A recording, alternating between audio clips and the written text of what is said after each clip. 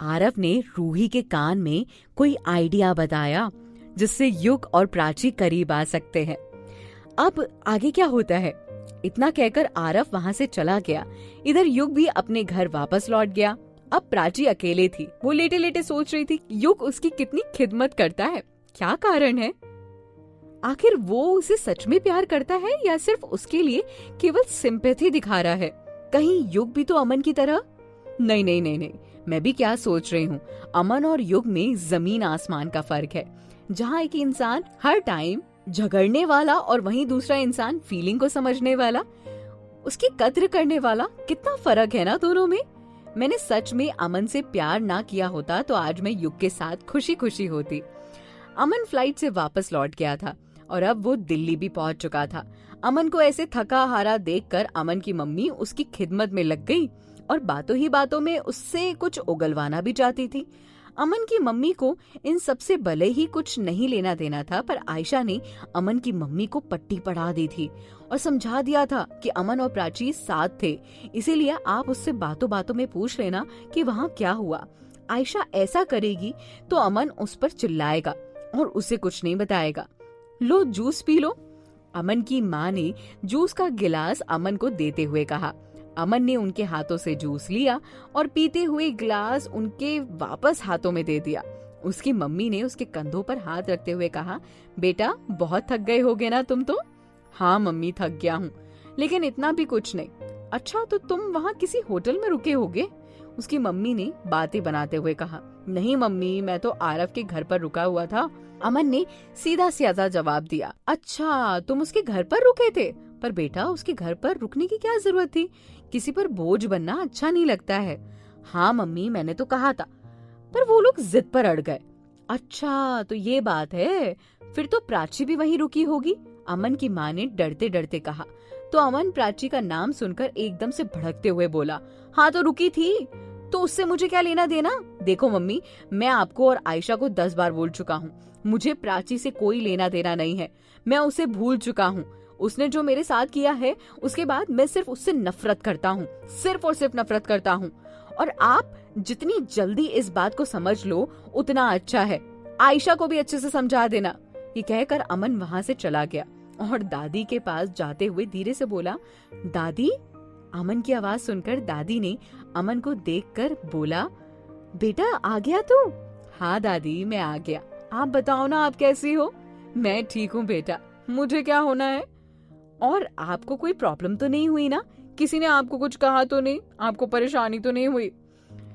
नहीं बेटा, किसी ने मुझसे कुछ नहीं कहा, मैं बिल्कुल ठीक हूँ, दादी लड़खड़ाती हुई आवाज में बोली। अच्छा ठीक है दादी, तो आप आराम कीजिए। ये कहकर अमन वहाँ से अपने कमरे में चला गया और खुद भी आराम करने लगा। मधु निखिल भी वापस पहुंच चुके थे। वो दोनों भी काफी खुश थे। निखिल को यहाँ दिल्ली में युग की कंपनी में जॉब जो मिल गई थी और मधु को सबसे मिलने के कारण बहुत खुशी थी। आरव की शादी में इतना एंजॉय किया कि मतलब पूछिए मत। बहुत सारी प्यारी यादें लेकर लौटी थी मधु। मैं क्या कह रही हूँ सुनो ना। मधु मानसी को बेड पर लिटाकर निखिल को देखते हुए बोली। हाँ बोलो, क्या कह रही हो? निखिल ने अपना कोट उतारते हुए कहा।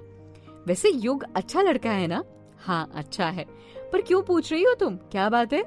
मैं तो बस कह रही थी कि अगर हम आंटी से कहकर प्राची का और युग का रिश्ता करवा दें तो कितना अच्छा होगा ना? निखिल ये सुनकर कुछ सोचते हुए बोला, तुम्हें लगता है प्राची इन सब के लिए मानेगी? मुझे नहीं लगता, प्राची इन सब के लिए तैयार नहीं है। क्यों नहीं मानेगी? आज नहीं तो कल उसे शादी तो करनी ही है और अब तो उसे मानना ही चाहिए। कब तक यूं ही अकेले रहेगी? मेरी शादी हो गई, आरव की शादी हो गई, अब वही तो बची है और फिर युग जैसा लड़का कहाँ मिलेगा?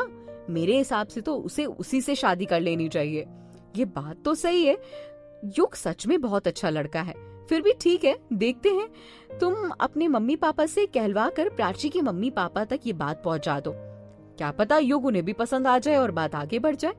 ठीक है, मैं कल ही उनसे बात करती हूँ। ये कहकर मधु भी मानसी के साथ लेटकर सो गई। अगली सुबह प्राची एकदम से उठी तो देखा कि घड़ी में सुबह के 9 बज रहे हैं।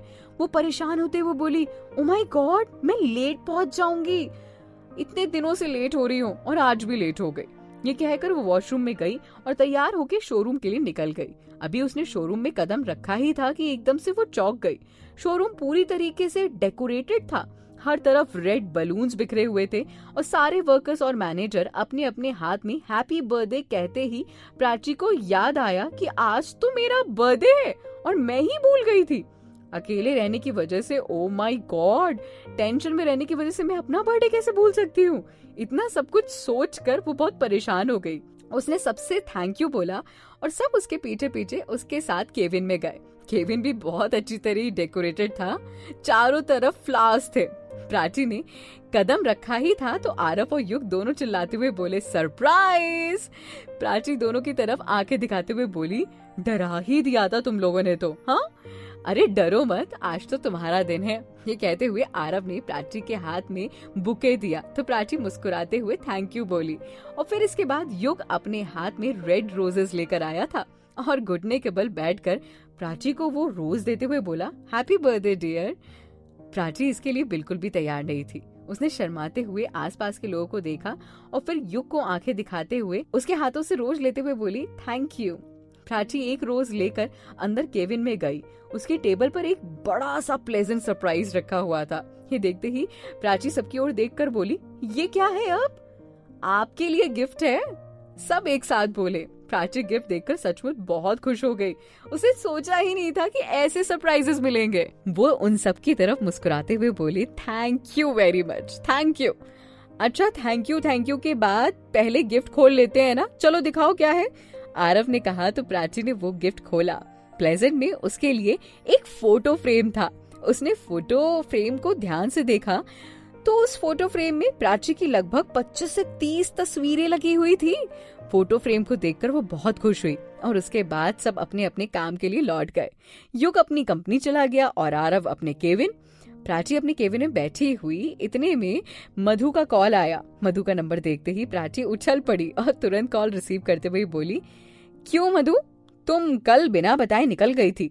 मैंने कितना कॉल ट्राई किया, तुमने कॉल भी नहीं किया। अरे पागल, कॉल लगता भी कैसे, फ्लाइट में थी ना।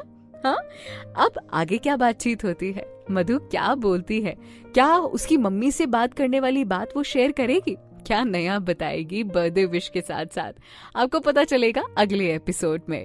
और हाँ, ये एपिसोड कैसा लगा नीचे कमेंट करना मत भूलिएगा।